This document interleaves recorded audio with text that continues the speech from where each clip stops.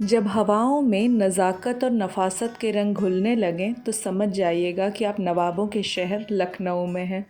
ये शहर आपको देखते ही अपनी बाहें फैला के बोलेगा, मुस्कुराइए, आप लखनऊ में हैं। तो फिर आज हम भी पहुंच गए हार्ट ऑफ द लखनऊ यानी बड़ा इमामबाड़ा के पास, या यूं कहें कि असफ़ी इमामबाड़ा। जी हाँ, अब असफ़ुद्दौला जी ने बनवाया था अपने नवाबी फ़ेज़ में, तो ज़रूरी है कि आज हम जब भी इसका नाम लें तो उन्हें याद ज़रूर करें। इमामबाड़ा में घुसने से पहले ही उसके मेन गेट पे आपको यहाँ के नियम, कायदे, कानून और साथ ही साथ इमामबाड़ा से जुड़ी हुई कहानियों की एक लंबी फ़हरिस्त मिलेगी। आप चाहे तो इसे आराम से पढ़ सकते हैं। यहाँ पे अंदर दाखिल होने के बाद आप ठीक उसी एरा में पहुँच जाएंगे जब इसका कंस्ट्रक्शन हुआ था, यानी mid of the 17th century 1784, जो इमामबाड़ा के कंस्ट्रक्शन की डेट है। मुग़ल एरा का आर्ट एंड कल्चर आपको इनकी दीवारों की नक्काशियों से साफ नज़र आएगा। पर्शियन कल्चर की हल्की सी झलक, थोड़ा सा मुगलई नज़ाकत और साथ ही साथ ईरानी स्टाइल के गुंबद, आपको ये ज़रूर पसंद आएंगे। चलिए इमामबाड़ा के सेंट्रल स्ट्रक्चर यानी कि जो असफ़ी मॉस्क है वहाँ पे चलते हैं। यहाँ जिस जगह हम खड़े हैं ये इमामबाड़ा का सेंट्रल हॉल है और मकबरा यहीं पे स्थित है। ये सामने आप जो स्ट्रक्चर देख रहे हैं ये मकबरा ही है। उस समय यहाँ बोलने की मनाही थी, इसीलिए मैंने सोचा था मैं घर आने के बाद इस वीडियो को बनाते वक्त आपको बड़ा इमामबाड़ा की कहानियाँ और इतिहास ज़रूर बताऊँगी। चलिए दिल्ली के आर्किटेक्ट किफ़ायतुल्लाह साहब की मेहनत से मैं आपको रूबरू करवाती हूँ। ये वो सेंट्रल हॉल है जहाँ हर तरफ से हवाएं कट के आ रही हैं, और ये जो सामने आप दरवाज़े देख रहे हैं ये सभी दरवाज़े एक तरीके के वेंट्स हैं जो भूल भुलैया से डायरेक्ट खुलते हैं। आप कहीं भी भूल भुलैया में खोएंगे तो उसका दरवाज़ा इस हॉल की तरफ खुलता है, और ये बीच का हॉल इस तरीके से बनाया गया है कि आप कुछ भी बोलेंगे तो वहाँ आवाज़ गूंज रही होगी। इस मॉन्यूमेंट में आने के बाद मुझे पता चला कि उस समय का आर्किटेक्चर, उस समय की साइंस हमसे कितनी आगे थी, कितनी एडवांस थी। जो आपको सामने हॉल दिख रहा है वहाँ पे आपको मकबरा देखने को मिलेगा, और इधर जो हॉल दिख रहे हैं आप, जहाँ पे मैं खड़ी थी, वहाँ से ये मकबरा एकदम स्ट्रेट था और सभी हवाएं इस तरीके से कट रही थी कि आपको यहाँ आने के बाद टेम्परेचर में साफ़ साफ़ डिफरेंस पता चलेगा। बाहर जब मैं थी तो काफ़ी कड़ी धूप थी और अंदर एक अलग सी ठंडक थी।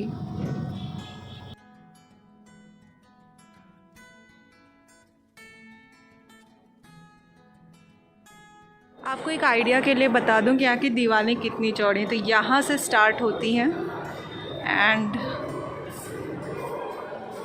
इतनी चौड़ी। अब चलिए ऊपर की मंजिल की ओर चलते हैं, यानी कि हम भूल भुलैया की ओर चलते हैं, जिसमें से जगह जगह खिड़कियों से जो वेंट थे वो नीचे हॉल की ओर खुले हुए थे, जैसे कि ये एंट्रेंस हॉल। वैसे ऐसा कहा जाता है कि यहाँ पे ऊपर जाने के, यानी नीचे के हॉल से ऊपर छत की ओर जाने के 1024 रास्ते हैं, लेकिन टेरेस से वापस नीचे आने के सिर्फ 2 रास्ते हैं।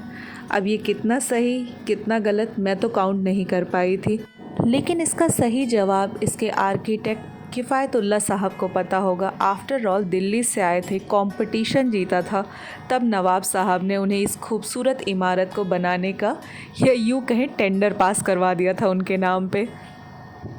तब जाकर हमें ये खूबसूरत इमारत एक विरासत के तौर पे मिली, जिसे इंजीनियरिंग मार्वेल कहें तो गलत नहीं होगा।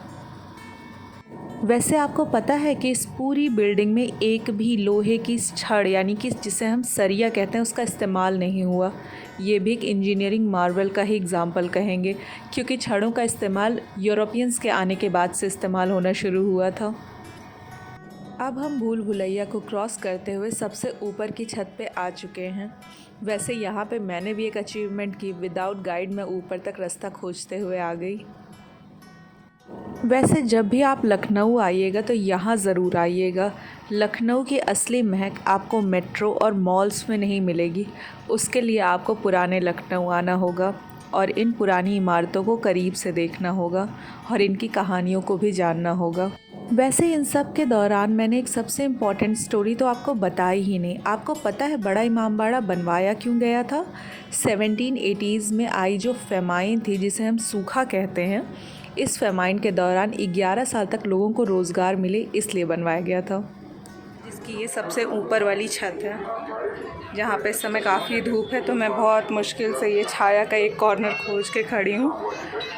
और यहाँ पे मुझे जो सबसे एक चीज़ जिसने दिल दुखाया है वो ये है, अगर हम किसी से प्यार करते हैं इसका ये मतलब नहीं कि हम मॉन्यूमेंट्स को गंदा करें।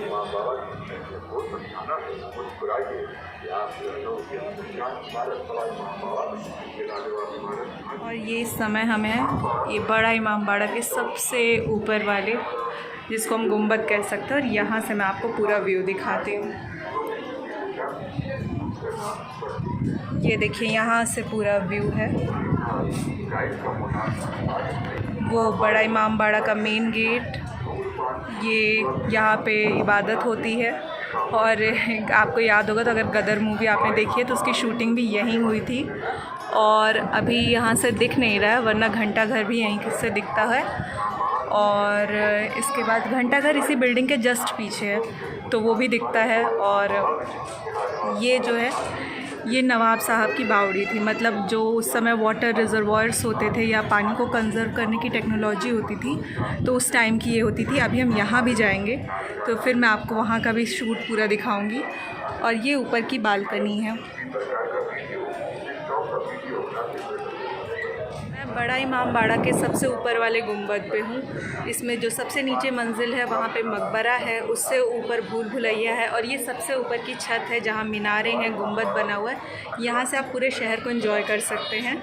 वैसे आज बहुत गर्मी थी, पर यहाँ ऊपर काफ़ी ठंडी ठंडी हवा लगने लगी। मुझे काफ़ी ज़्यादा स्वेटिंग हो रखी, क्योंकि जो भूल भुलैया है वहाँ पे अंदर अंदर बहुत ज़्यादा भीड़ हो गई थी, बहुत ज़्यादा लोग हो गए थे, और इस वजह से बहुत गर्मी हो गई थी। वैसे तो अंदर जो बिल्डिंग है वो बहुत ठंडी है, पुराने स्ट्रक्चर हैं, मोटी दीवारें हैं, पर क्या करें, हमारे देश की आबादी इतनी हो गई है कि हर जगह आप काफ़ी ज़्यादा रश मिलता है। इस वजह से काफ़ी भीड़ हो गई थी। वहाँ पे सकरी गलियाँ हैं, बच्चे भी रोने लगे थे, तो वो गर्मी से मेरा ये हाल हुआ है। स्वेटिंग आपको दिख रही होगी, पर अभी ट्रिप बाकी है, क्योंकि गर्मी तो रोकने वाली नहीं हम लोग को, तो हमें आगे चलना है। चलिए फिर चलते हैं। अब हम इमामबाड़ा से निकलकर बावली की ओर आ गए हैं।